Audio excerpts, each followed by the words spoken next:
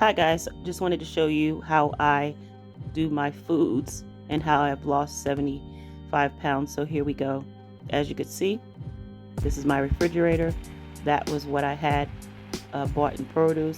Here I'm making some Shirataki noodles, and that's the alternative to rice. And so it looks kind of weird, but actually it tastes pretty decent. It just took some getting used to. And here you see I have cooked it as per the instructions, drained it in some cool water, and now you see I'm putting it in a bowl. And as you could see, it looks like little pebbles or something. It's really weird, something to get used to instead of rice. But this is the alternative to eating rice. I don't know. I may try it again when I can uh, try to introduce foods back into my system. Well, and here I have made one of my favorites, and that is stir fry chicken and broccoli. And it is so good, guys, and so easy to make.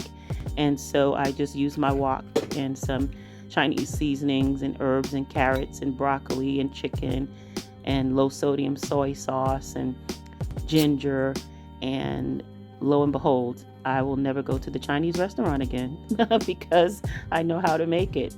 And it's so simple, guys, and at least you know what you're putting in your foods. That's the next thing. And so here you're going to see me plate it up.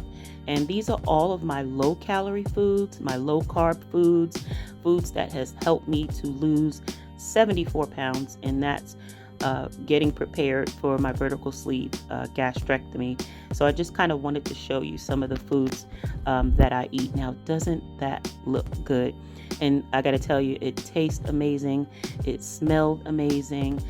Onion, plenty of garlic in it, sesame oil. I did actually do a video on it, so just check the link for the video. It should be in the description bar. But it is so easy, and it was inspired from another recipe that I found online. And so that's my wok. Isn't it cute? So here you see what the Shirataki rice noodles look like up close. As you can see, it looks like just snowflakes. It almost looks like a chemical or something. I tell you, it's just the weirdest thing to get used to. It was my first time trying it. I've been seeing it, and I said, hey, let me try this. Let me just give this a try and see what it tastes like. And it, like I said, it tastes pretty good. And so that's the way it looks. And give you a close-up look. You see the carrots and the broccoli and all the ingredients. I use red onion, so that's what those little specks are. And then next up, I just took some so you could see it really up close on my fingers and what it looks like. And, you know, that's what it looks like. All right. And so I'm showing you the actual chicken and broccoli before I plated it up and as I was cooking it, just to show you how I cooked it and how much sauce. I didn't use too much of a garlic sauce, you know, but I used just enough. And yeah, it came out really good. So check that out. Yummy, yummy.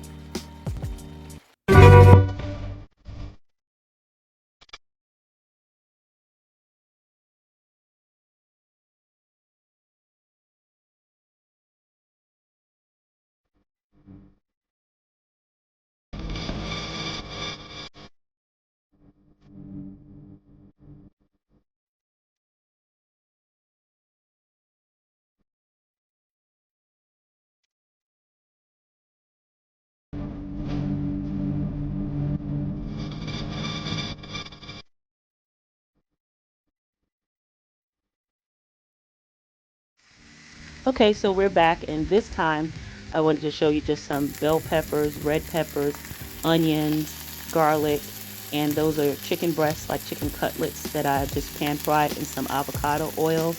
And then I took the onions, the garlic, you know, the holy trinity, minus the celery, and just, you know, sauteed it. I like for mine to be really caramelized, so you'll see that, you know, I might appears to be burnt, but trust me, it's not. It's just caramelized onions And because I'm using red onions, of course, when red onions caramelize, well, they become darker. So, that's sizzling. And while that's happening, then what I did was I only used the tortillas.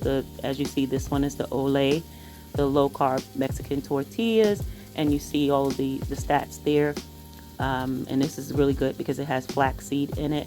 So it's the extreme wellness. It's the high fiber one. So it's really good, guys.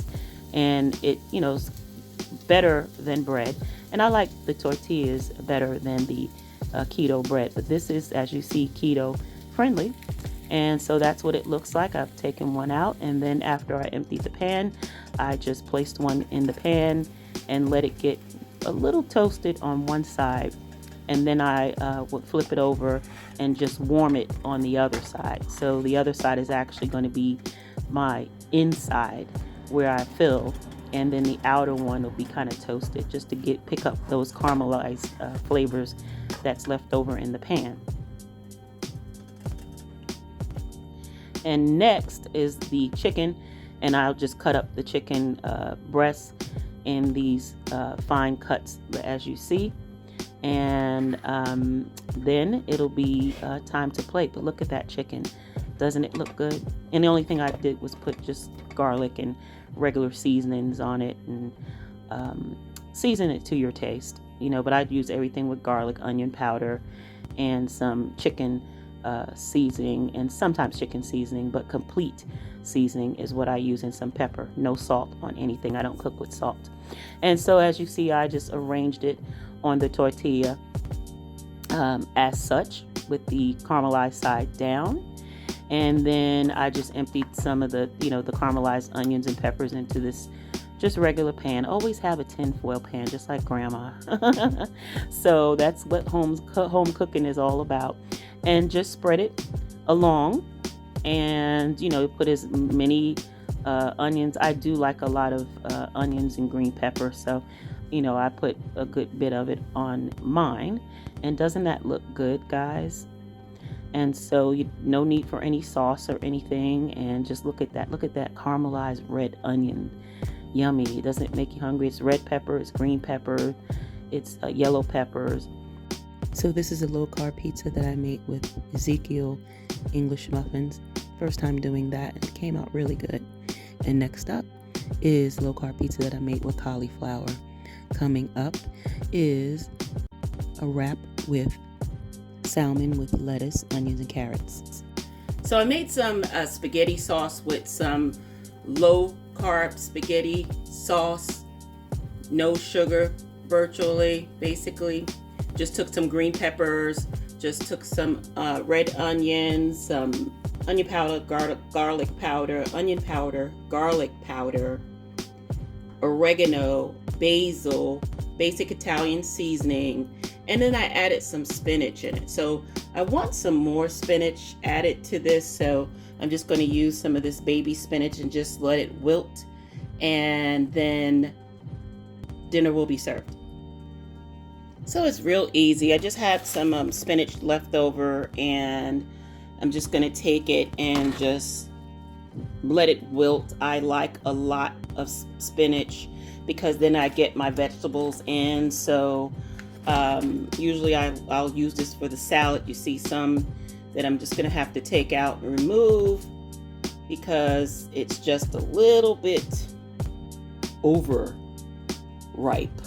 It's almost, it's on its last leg. So that I'll just go ahead and remove because that's on its last leg. So I'll just let that wilt down, and then I will pour it over. I do have some angel hair pasta.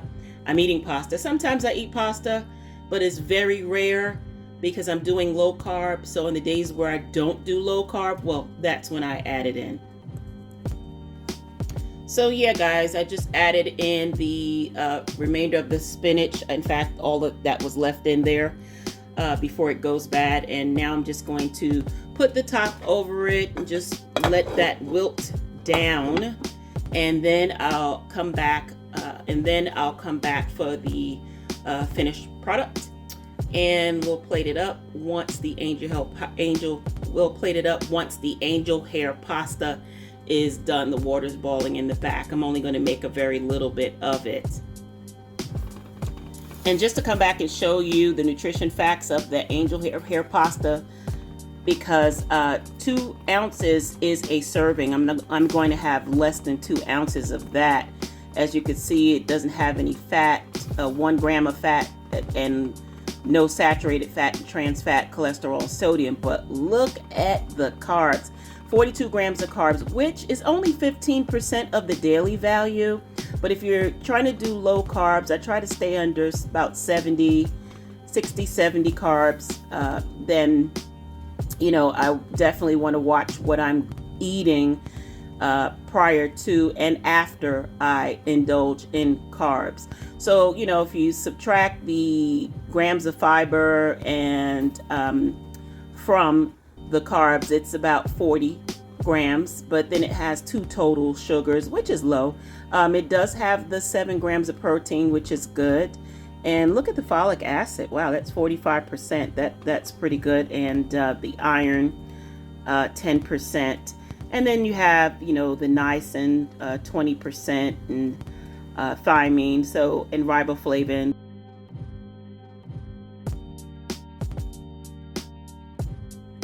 So I just took this beautiful salmon out of the oven. So this is not farm raised. It is wild caught pink salmon, Alaskan salmon. Look at that. Yummy, yummy, yummy. And to go with it, we have Brussels sprouts. Who loves Brussels sprouts? For some, it's an acquired taste, but I love Brussels sprouts. Let me show you my homemade broccoli with garlic sauce. My homemade broccoli with garlic sauce. Who needs the Asian restaurant when you can make this easy and healthy yourself? That's right. Check it out.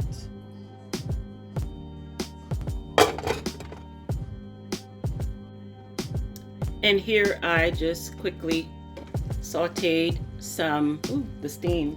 So here I quickly sauteed some beef sausage, Polska kielbasa sausage, with some onions and sweet potatoes and green pepper. Put in some garlic powder and some more onion powder and pepper, and just put it in non-stick, just a little bit of butter, sauteed it really in some avocado oil. And you know, this is the version of grandma's potatoes and onions, but I didn't do white potatoes because I only had sweet potatoes. I don't eat white potatoes. So sweet potatoes, it was a little bit healthier, less starchier, less carb, and overall still tastes really good. So we're gonna plate that up.